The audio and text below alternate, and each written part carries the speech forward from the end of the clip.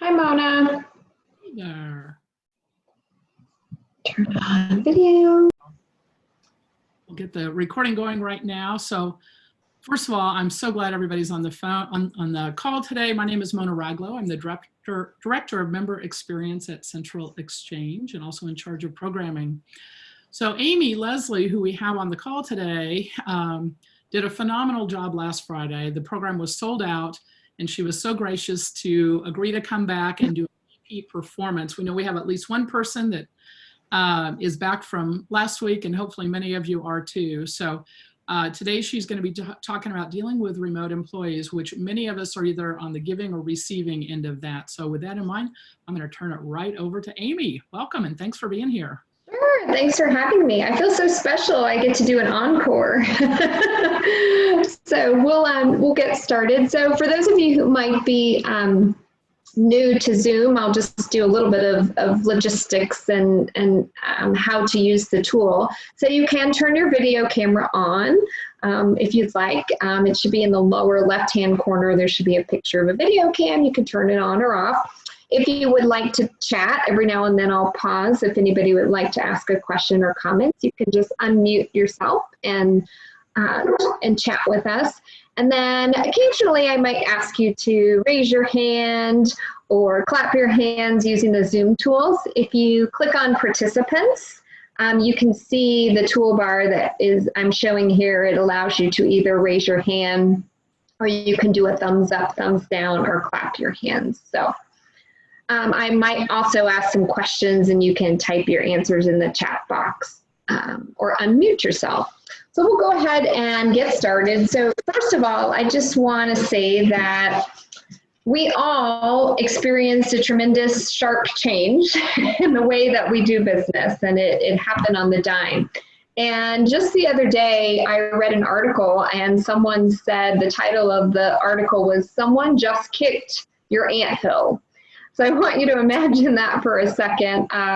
That's what it feels like. I know for my business, everything was rocking and rolling and going along, and it felt a little bit like somebody had kicked over the anthill. So if you're feeling a little bit like you're trying to collect the scattered ants, you're not alone. A lot of our clients are feeling this way as well. So if someone could unmute yourself and tell us, what is your biggest challenge right now? If anybody wants to share with the group.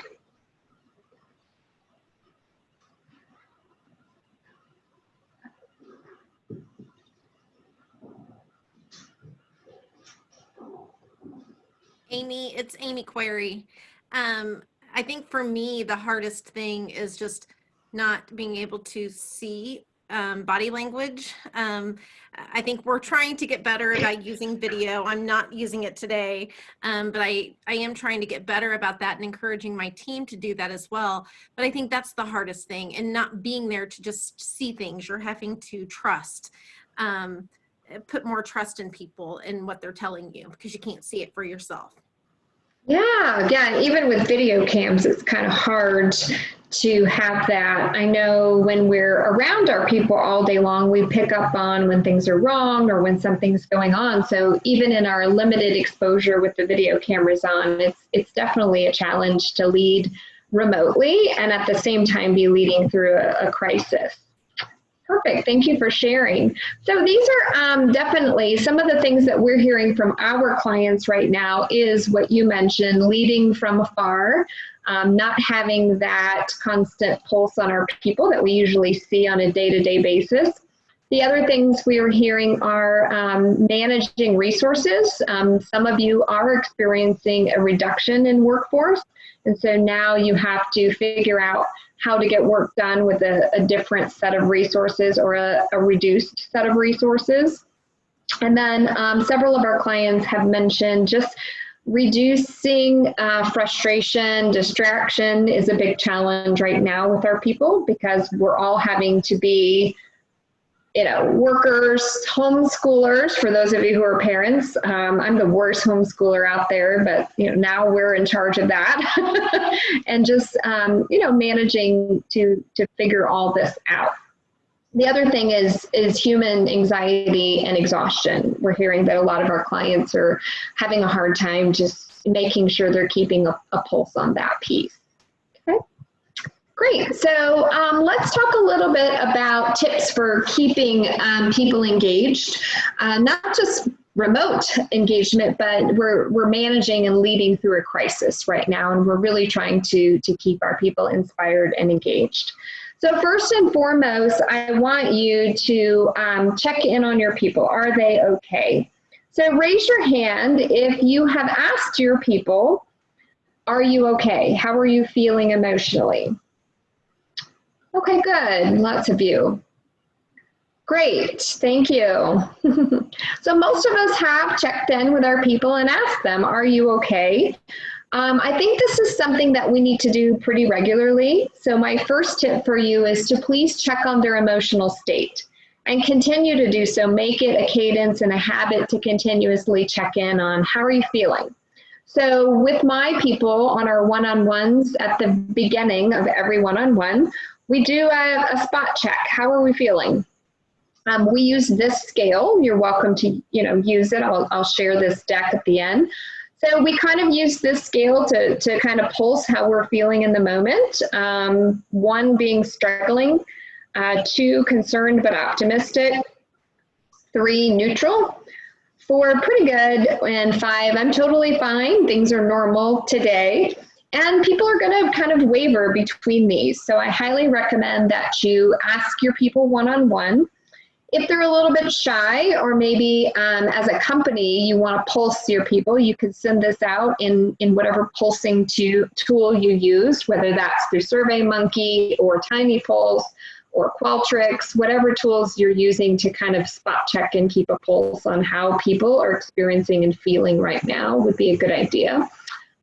Inside of Zoom and a lot of your go-to meetings, you can do a poll anonymously, so you could check in with a larger team anonymously and have them fill out a poll. So in the chat box, tell me how you're doing 1 to 5 if you feel like sharing with the group. How are we feeling? I'll check the chat. Okay, 4, pretty good. Concerned but optimistic, I get a lot of those. Neutral. 3.25, good job, Mona, but Mona's very exact. I love it. Okay, so yeah, it looks like most of us are either neutral or pretty good or concerned but optimistic. So check on your people, check on their emotional state, and make sure that you're checking in consistently.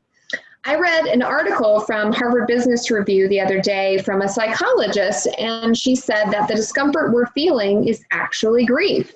And I hadn't really thought about it, but that makes sense to me. She calls it anticipatory grief, which is really uncertainty about what the future holds. And we all can feel and share in that right now. We don't know how long we're going to be at home. We don't know when we can go out and resume business, whatever normal looks like in the future.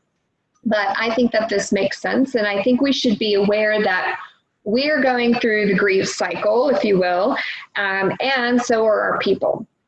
So I just put an image of the grief cycle, and while this is represented linearly, we go back and forth as humans. And so probably within a week's time, you might move from frustration to engagement, back to frustration, depending on what's going on and what changes are happening.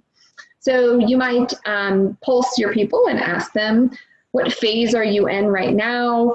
Are you in shock, denial, frustration, or are you feeling like you're kind of on the upswing? So I'll ask each of you if you'd like to share in the chat, what phase do you think you are in right now at the moment today? I'll give everybody some time to share if you'd like. I think I'm in the neutral zone today is how I'm feeling. Engagement, very good. Frustration, yeah. Monday's neutral. Neutral zone, some days engagement, very good. Yeah, I think we all kind of move through this. I kind of go between frustration back to neutral engagement, depending on the day. So yeah, spot check in with your people, poll them, and don't just assume that if they were feeling good and on the upswing today, that next week they're going to still be there. So make sure we're being mindful. Okay, second thing I have for you is to get your mind right. So I've done a lot of research and studies on neuroscience and the science of mindset. And it's a fascinating subject, but I really believe that the leaders who are going to lead best through this situation are the ones that are really going to be getting themselves in a growth mindset and getting their people in a growth mindset. And so there's a book that I'm going to recommend each of you read if you've never read it. It's called Mindset by Carol Dweck, and I will share the link after. But Mindset is a great book. It's also a great book for your children if you have children ages 10 or 11 and above. It's a pretty simple book, but it talks about this concept of how we as human beings have a tendency to shift between these mindsets, but the people who are able to see failure as an opportunity, who are able to look at challenges as something exciting that they can learn from and grow, are the ones that are most productive and most successful.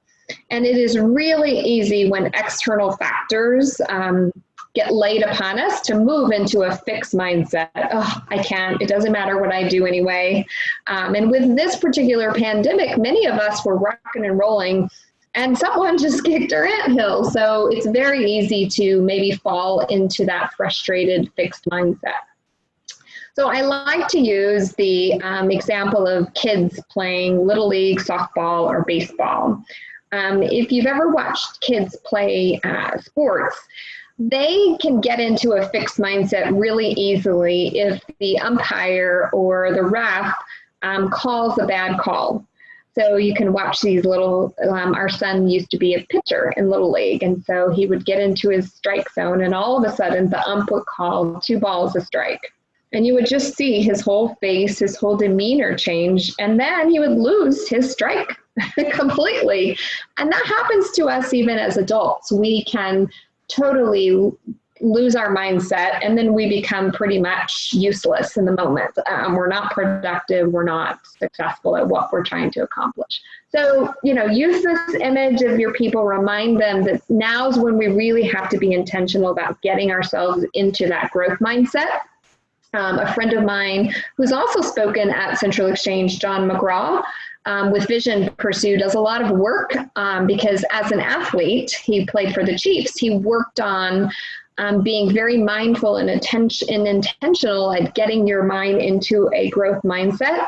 And so he's got an app and some programs to help people kind of make that shift. So I'm a huge believer of this. So I love this quote from Carol Dweck, the author of Mindset. It's probably my favorite quote in the book. She said, "Be aware of success. It can knock you into a fixed mindset." And I can relate to this a little bit. Our business had the highest growth we've had in years, and we were really just rocking and rolling. And when this pandemic struck, it knocked us on our feet a little bit. And I will say that we probably hadn't been as creative and nimble as we should have been. So we were probably rolling in a fixed mindset and taking advantage of a great economy. Okay, the third tip I have for you is to dial up your own self-awareness. So self-awareness is a key competency of all leaders at all levels, but at this point in time, it's critical. So be very careful of your impact on others and make sure that you're tuning into your own self-awareness as a leader and as a communicator. So if you're self-aware and you know it, raise your hand. You can raise it physically, or you can put it in the tools. Oh, good. We got lots of self-aware people. Very good. Good. Most of you are self-aware. I love it. So this is fascinating research from Tasha Eurek. Google Tasha. She has some great research and a book called Insight, I believe.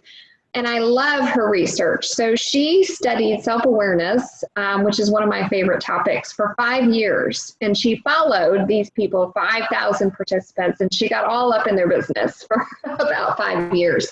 So she used assessments and she got to know the people and the people closest to them.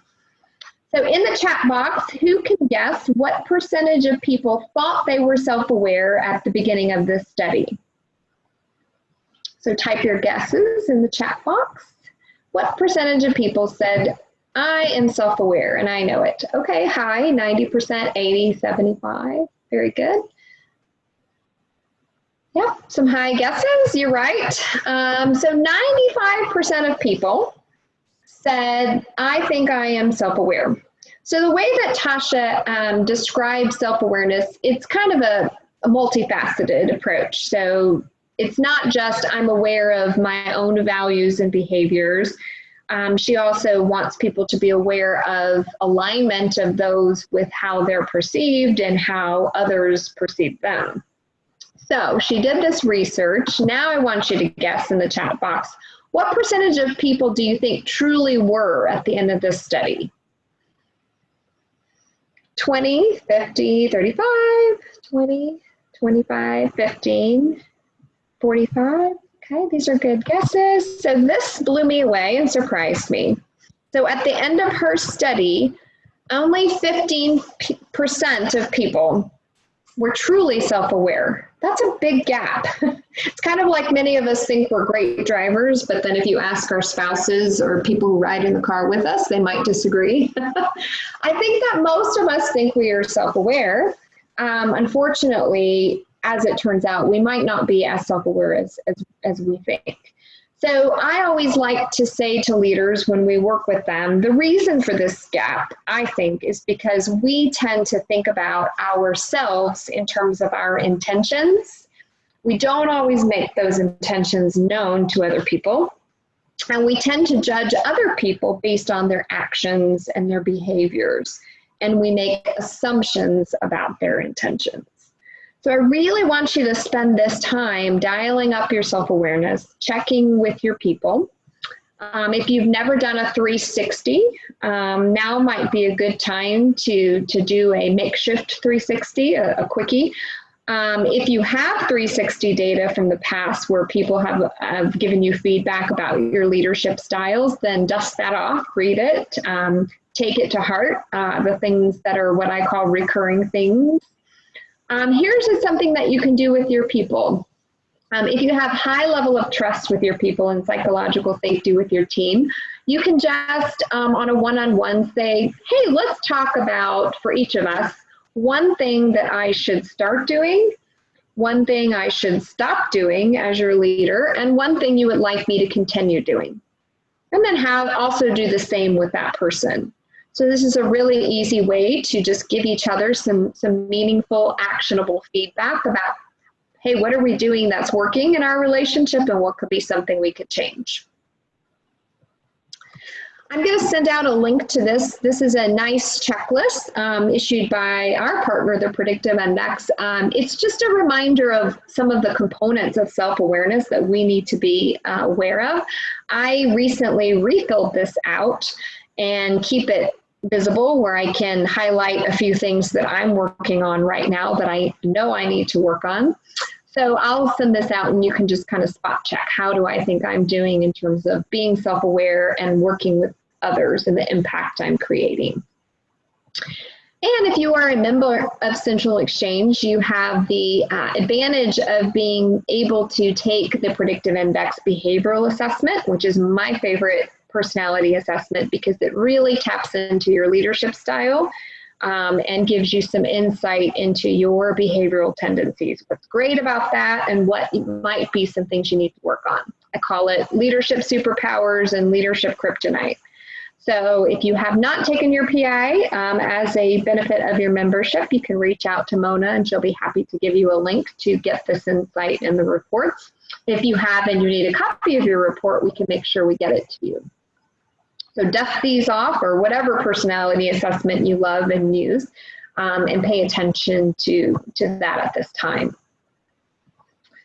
Okay, the fourth tip I have for everyone is empower your people to get work done.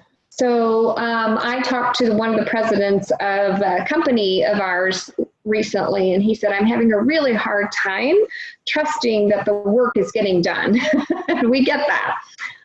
But the more that we build and maintain trust, and the more that we empower our people to get their work done, the more successful we're going to be, and the more engaged your employees will be. Now, this is all reliant upon one thing, and that one thing is trust. Without trust, everything falls apart, especially right now when we aren't in the same physical building as our people, when we don't really know what's going on at all times of the day. We've got to have a high level of trust. And trust is not just something that happens. I mean, yes, I think most of you or all of you are probably honest people with high integrity and good intentions, but there are some other components of trust we have to be working on. Our credibility, our ability to help our people, actually demonstrating expertise and being of value to our people. Those are all things you need to be working on. If you need some suggestions on trust building activities with your team, reach out. We'll be happy to help you. There is a great book called The Speed of Trust by Stephen S. Covey. It's a very short read and a very great resource for how do I make sure I'm assessing trust among my team and that I'm working on that as the leader of that team.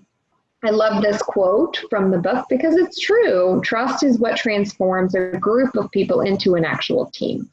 So be mindful and building that trust with your team right now, especially in your one-on-one relationships. Think about how they can lead and influence. So for those of you who are familiar with your PI results, you will remember the dominance drive, the A drive. So for your type A personalities who love to lead and take charge, they're feeling a little bit uncomfortable right now because there's not a whole lot of control that they have. So I will challenge you to give your people who want to lead and influence, who like that feeling of having some control, give them some opportunities to step up and lead. Maybe that's they lead a team meeting. Maybe you give them a project or an assignment that they can lead and take charge.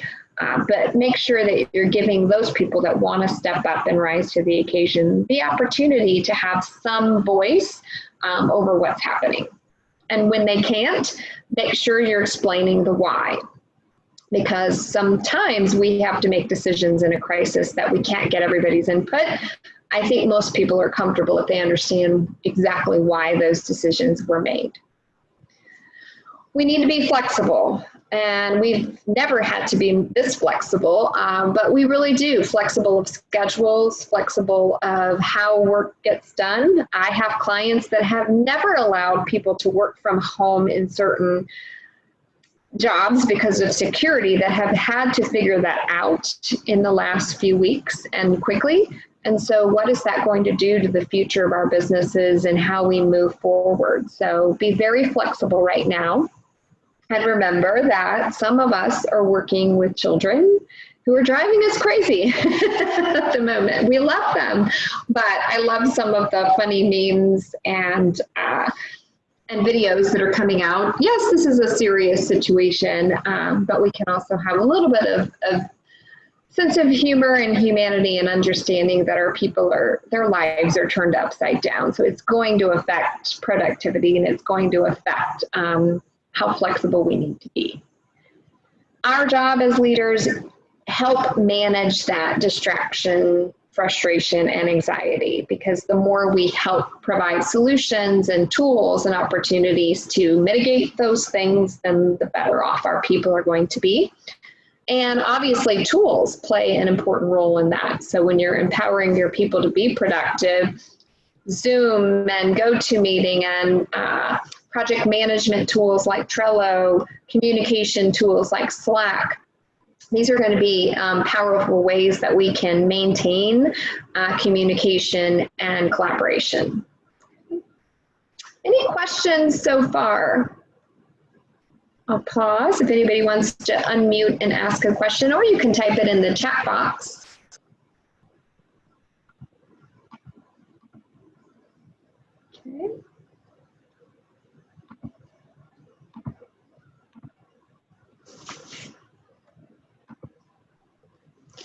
Okay, my fifth tip for you is to understand how they change. So most of us are familiar with change management processes. Some of you may use change management tools and a particular process, but oftentimes we forget about the human element of change.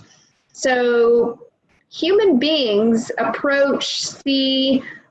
through the change management process in a very different way based on who they are and their personality.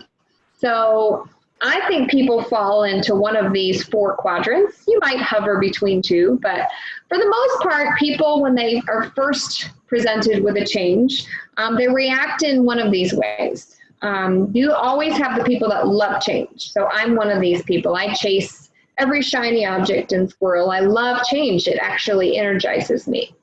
So you're going to have those people that run with it. Yes, give me change. I'm good. I'll go. The challenge is with those people, they're probably bored with routine right now. So be mindful of your people who love change and variety.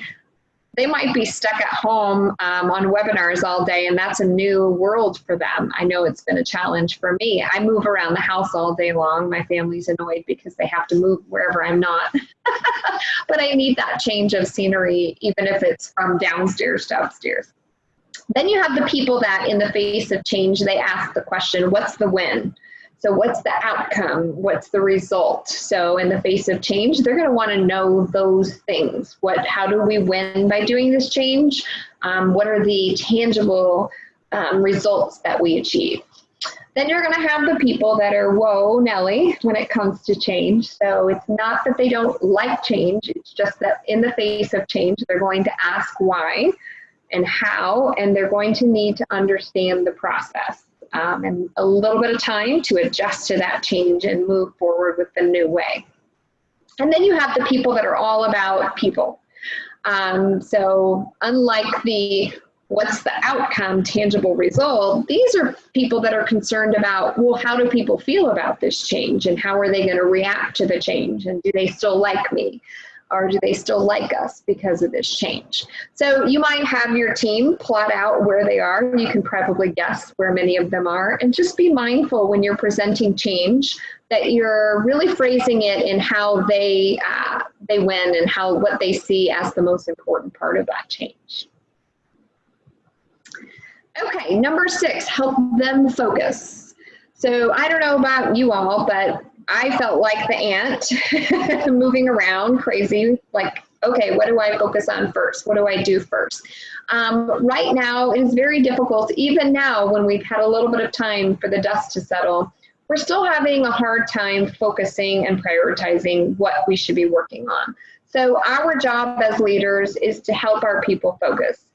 So I love this visual. It talks about roles and goals. So I want you to think about for each of the people that report to you, or each of the people that you help lead, think about these 3 quadrants. What are the very specific top 3 to 5 things that this person is working on right now?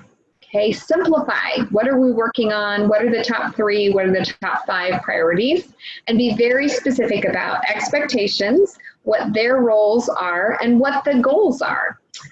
Be mindful of time frames and know that what's a traditional time frame for a particular piece of work might change right now. So we need to be aware that the shift in the way we do work might affect our timelines, our standards, and our quality standards in terms of how work gets done. So have conversations, be very direct with your people about expectations, and be clear about any shifts in either quality or quantity that we might experience based on what's happening in the world around us. I like to remind my people that there are things we have control over and there are things we don't. So sometimes we have to separate the two so that we can focus on what we do have control over and what is in our reach, okay? Your job as leaders is to be clear, make sure that your people have a clear understanding of expectations, be empathetic, We do need to be understanding of what people are going through, but yet we still have to be firm. We all still have clients, whatever that might look like, and end users that have expectations of service that might not change. And so we all have to get very creative and figure out how to continue to deliver upon that and still have outcomes. So now's not the time to just let people go free and not meet their goals and their deadlines. We really do still have to hold firm to those and be clear about them. Connect with them appropriately. So I use the word appropriately because there will be different connections based on people's experience level with the task at hand, as well as who they are as a person. So first of all, you have to know what people need. So are they new at a job? Are they new? Has their job changed so much in this shift that now they're novice again? They might have been experienced in the old way of doing things, but now they have tasks that they're new at. So I am a big fan of situational leadership. So knowing at what phase in the situational leadership cycle are we in here. So if you are familiar with Blanchard's model, there's 4 quadrants, and we have to know as a leader how we have to lead those people based on their ability or skill level to do the work and their willingness. Okay, so use those models to help you know what they need and then know who they are. So I am the person on the left, the extrovert. I love people. I get my energy from people. It is very hard for me not to be in a room full of people. That's how I get excited about what I'm talking about. So be mindful that you have extroverts on your team that are missing their friends at work. They're missing time for brainstorming. You have to make space for that. You have to make space for them to connect. You have to make space for them to share with you their ideas in a very informal way. And then you have people on the right who are more introverted. So not that they don't want to be checked on. It's not that they don't want any human interaction. It just needs to be more focused. They need a heads up as far as what are we going to talk about. Give me an agenda. Give me some time to process and think through it. And they might be a little less apt to love virtual coffees or happy hour all the time. So pay attention to your people, have them self-rank, or if you have personality assessments that help you figure out who needs FaceTime with me for a 15-minute virtual coffee, who needs to talk it out in a meeting and brainstorm out loud, who needs time to think and process, who might want a virtual whiteboard that they can type out their thoughts before we discuss. So be mindful of individuals and also when you get the team together.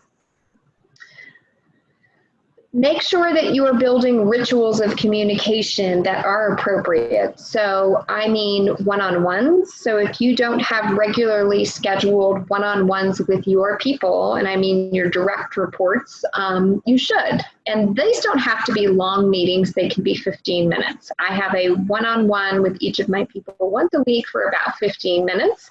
We do longer strategy sessions twice a month, but one-on-ones are 15, 20 minutes. We follow a very specific agenda. We talk about top 3 priorities in each of our worlds. We talk about certain metrics that are critical. There are only 2 in each role. And then I have one ask of them and they have one ask of me. And that's it. We don't talk about other things. Those are just our spot check to make sure we're all on the same page. Think about your rituals of communication. How often? Well, that depends on, again, how much experience the person has, how often they need to connect, the role, the type of job. It also depends on how many people you have report to you. Don't overwhelm yourself with weekly meetings if you have too many people, because you'll just start skipping them. It just will happen. So make sure that you can regularly meet. Think about the purpose of the meeting and have a pretty tight agenda. One of my clients, they were meeting a little too much. I think right now we might have a tendency to meet just to meet. Be careful of that. You could start to have meetings lower their effectiveness if you're meeting just to meet. So be very careful to kind of balance that, be pulsing your team individually about how they're feeling about all these meetings and the effectiveness and what could make them better. When you are in the meeting, do use your video cameras. It's just so important to have that FaceTime with our people. Who cares? You know, we can all have messy hair. It doesn't matter. Be present and focused. Don't be multitasking during your one-on-ones with your people. That lowers trust with your humans. And then keep it short and simple.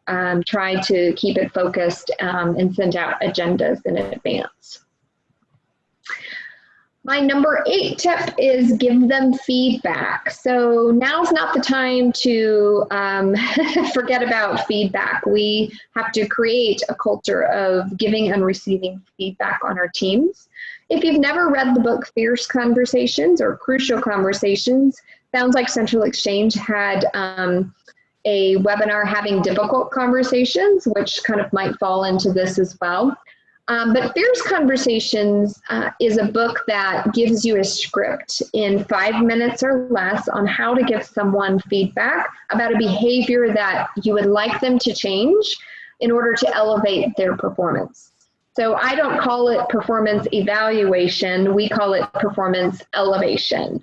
So how do we create a ritual of feedback with our people that elevates them, that improves their performance? So the focus of a Fierce Conversation is, what is this person doing that they need to change, and how could it improve their success rates? And the author gives us a nice script to have that conversation in a meaningful way. And I kind of I create 2 buckets of feedback. Either the person didn't know the expectation of behavior, so we have to clarify that, or they knew the expectation and chose to ignore it, and so we have to create a course correction. But at the end of the day, the other human being should own the action plan of how they're going to improve and change. Okay, so great book. I'll send out a link to the script if you just want the Cliff Notes version of the script. It's a good guideline. Okay, keep a pulse on engagement. So raise your hand if you are using tools that are pulsing your people on how they are experiencing their job in the company or work right now. Very good. Many of you are raising your hand. This is really important right now. I'm not suggesting you send out an hour-long survey. Please don't do that. But I do think that you need to be pulsing your people for their employee experience. So I call them the forces of ruin inside of companies that impact our people. Here they are. You have to be paying attention to these 4 things because they are the most critical factors in why people get disengaged at work. So job fit. Many of you are using tools and assessments to make sure that when we hire people, we are making sure we are fitting that person to the job that we expect them to do and sustain. A lot of your jobs just went through a big change. So what my job looked like 3 months ago, it looks very different right now. So be mindful of that and be keeping a pulse on how people are doing now that their jobs have changed. You might have permanent changes to some of your positions that you need to be mindful of going forward as you hire people. What does the job look like tomorrow and in the future? And be very mindful of that person job fit. Leaders, if you are a leader, you are a big equation in why people stay or leave or feel disengaged with their jobs, and making sure that you're being a force of inspiration, not dragging your people down. The team, how do I feel about my peers? Some of you have workforces that are remote and workforces that are still having to go into an office. That can cause a little bit of animosity. I have many clients where they're workers who have to go into the plant or have to go out and do the job are saying, gosh, I really wish I could work from home. So be very, very transparent about why certain jobs are going to be work from home jobs and what jobs cannot be. And don't feel like it's obvious. You probably need to have those conversations and show a little bit of extra appreciation for people that are having to still work and go into essential jobs and not be able to work from home. So one of my clients did a lunches on us for their drivers that are out in the field, and they gave them a text with a voucher to buy them lunch for the day and tell them how much we appreciate you. Also be talking to your people about how they're feeling about their teammates. You might think that sending everybody to home office would reduce conflict, but in some of our clients, we're seeing an increase in conflict. So due to fear, anxiety, not being present with people, we could be making assumptions. So just be keeping a pulse on how people are feeling about the team. As the team leader, you really have to keep that culture going. And then last but not least, the organization. That is largely based on your top CEO, president, the leader. So I have seen some wonderful examples of leadership from presidents and CEOs stepping up to give video messaging, host town halls with their people. So just be mindful that right now transparency is important. Yes, some of us are laying people off and we have to. Yes, some of us are having to make some really impossible decisions. The more transparency and honesty, yet humility that's coming from our leaders, I think the better. So please be mindful of just all that communication strategy and making sure our leaders are stepping up, okay? How people are feeling about that. Are you being communicated with enough? Do you feel like you understand the decisions being made?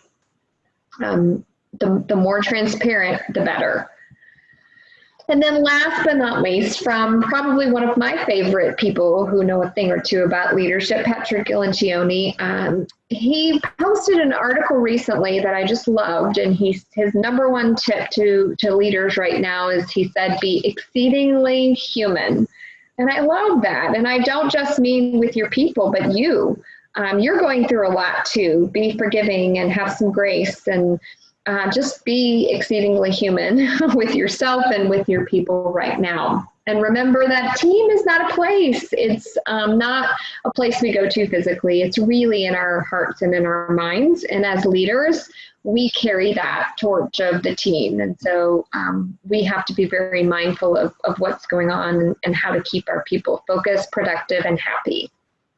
So I'm going to send out some resources that I'll share at the end of this webinar. They are all for you to use. I'll pause and ask if anyone has any questions. You can either unmute yourself and ask, or you can type in the chat box.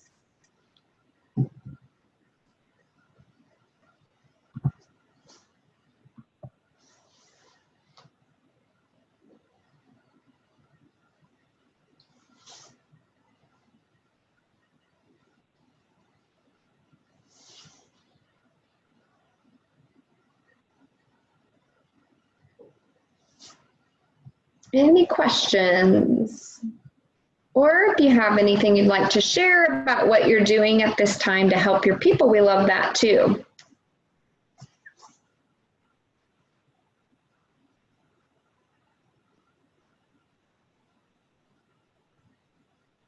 Thank you, Julie. Yeah, we need good reminders. Another example of being exceedingly human. So I think that I'll give an example. So, I think that we tend to, we want to hold our people accountable. So I had someone on my team that something slipped through the cracks last week. And I think that normally I tend to be understanding, but I am a very type A personality with no patience. So when I give a deadline, it's kind of firm for me. So I don't miss deadlines, and I don't expect that we would miss deadlines. But last week, one of my people let something slip through the cracks. And I think instead of my usual reaction, which would have been to maybe not be so happy about it and go into a fierce conversation about the importance of meeting deadlines, I think that I just went into human mode and say, we all have a lot on our plate and it's okay. Can you have it? When can you get it done? And they actually got it done that night. So even though I didn't really ask for it then, because they felt bad on their own. So I think just being human and recognizing we're distracted. People are going to forget things. They've got a lot going on at home, trying to keep up with their kids and Zoom meetings and homeschooling and just being human. Another example of exceedingly human is our partner, the Predictive Index, had to lay off 59 people last week. This was a company that was in uber success and growth mode and hiring and just super successful. And their CEO got on a town hall, which he recorded and posted on LinkedIn, being very transparent about why they had to make this tough decision to lay 59 people who, through no fault of their own, are now without jobs. And they created a Google document and LinkedIn connections site to help all of those people get jobs in the technology industry with their clients and their peers and their network. I think that's pretty darn exceedingly human.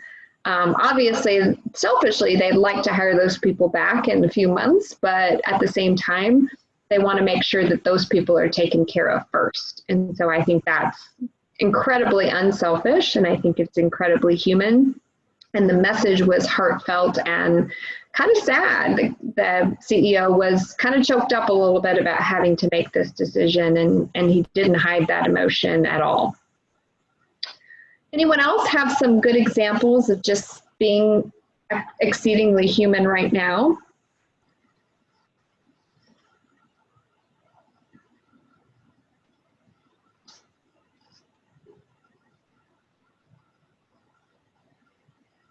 I'll share something. This is Mona from the People Exchange.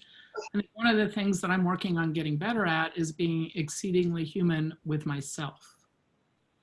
So I find that I have more patience with others sometimes than I do with my own self. So even though I sit in front of the computer on Zoom most of the day or talking with other presenters, sometimes I'm just not ready to do that. And so just knowing when I have my down times and I walk away and I shut my computer and know that, you know, in a little bit I'll be okay. So trying to be easy and show myself grace. Yeah. I think we're hardest on ourselves, and that's tough sometimes. Thank you for sharing. Any other questions or comments anyone would like to make?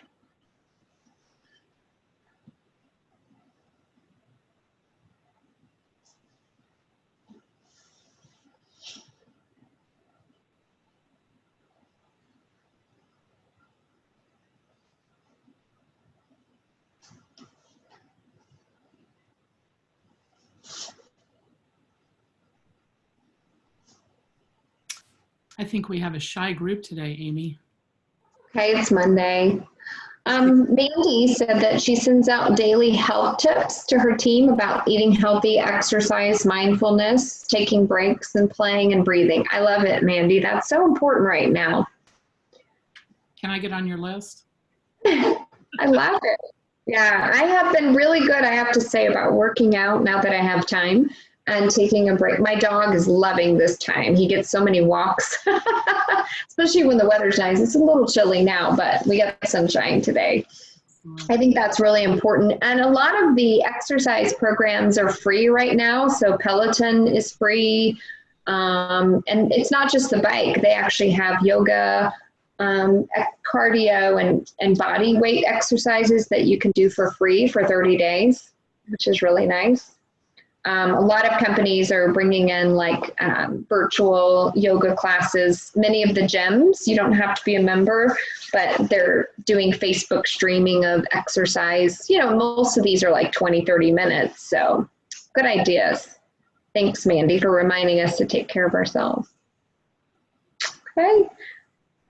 Anything else? It looks like everybody's wrapping up. Thank you. I appreciate the feedback and compliments. I'm an extrovert, so I like those. Well, Amy, again, we thank you very much for giving your time, this great information. I think that being exceedingly human is my one huge takeaway again today. So again, thank you so much for your time. And I want to thank everybody else for being on the call today. As a reminder, you're going to be receiving a follow-up email with some links that Amy's going to provide, plus a link to the PowerPoint, correct, Amy? Yes. We'll be getting that out within 24 hours. And check out the Central Exchange calendar because we do have so many other programs that are available. Some are free and open to the public, some are for members only, but you are absolutely welcome. Some are a slight charge to non-members. So, and Amy, I want to give a shout out to the Predictive Index. If any of you that are on the call right now that are not using that as a tool with your employees and staff, I think it can be a really, really great way to help understand how people are relating to each other. So Amy is the person to connect with that. And Amy, your email address, can you shout it out to everybody? Yeah, I'll put that on the email that goes out to you, but it's just amy@leadwithperspective.com. And I'll put it on the resources page too, if you want to reach out and chat with me about that. We're doing some good, now that I have a little bit of time, we're actually doing some free stuff that we normally charge for just to help people through this difficult time. So now's the time to ask me if you want some help with some of your teams or leaders, because we are trying to be a resource, knowing that, funds and spending is a little tight right now. So if you need something, now's a good time to ask me for freebies. And check back and look at the Central Exchange calendar because we're going to have Amy back on, but we don't have a date set yet. So yeah, we'll do some other mindful, relevant topics during this time. So thanks everybody for joining, and we'll get an email out with some follow-up resources. Sounds good. Thanks again, Amy.